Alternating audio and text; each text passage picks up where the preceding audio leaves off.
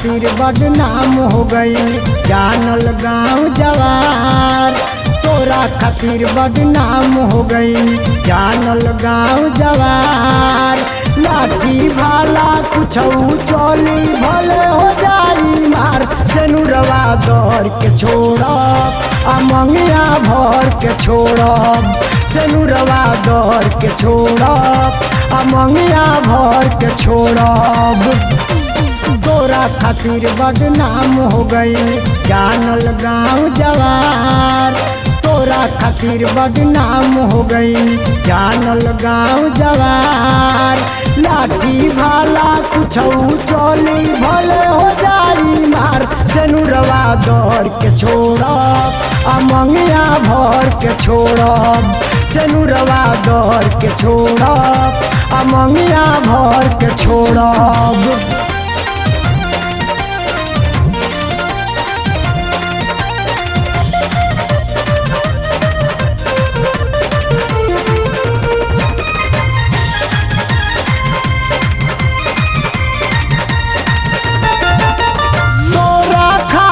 मिसवा हम घरवा से खद रहीनी।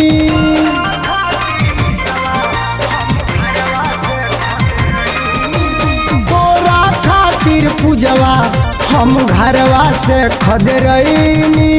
गाँव मोहल्ला हित नात के नजरी से गिर गईनी। तोरा खातिर पंचायत में खैनी बहुत मार। सेनुरवा दौड़ के छोड़ब मंगिया भर के छोड़ब। सेनुरवा दौड़ के छोड़ब मंगिया भर के छोड़ब।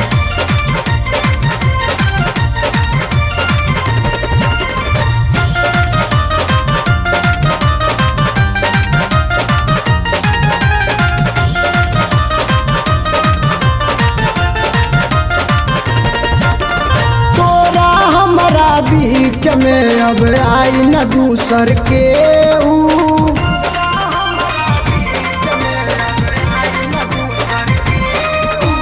तोरा हमारा बीच में अब आई न दूसर के।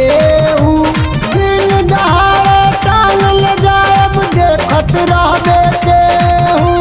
कुशवाहा के बेटा होई रोकी न पाई सरकार। सेनुरवा दौड़ के छोड़ब मंगिया भर के छोड़ब।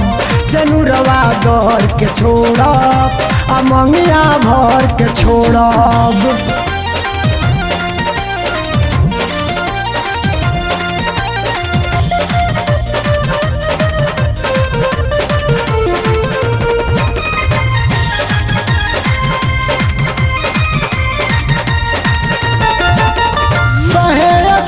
देहाती अब बाज गईल बा ढोल रे।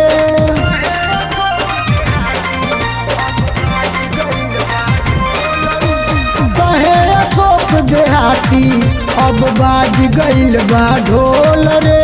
तोरा हमरा प्यार के पूजवा खुल गईल बा पोल रे।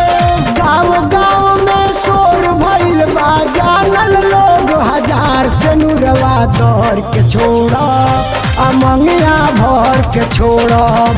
सेनुरवा दौड़ के छोड़ब मंगिया भर के छोड़ब।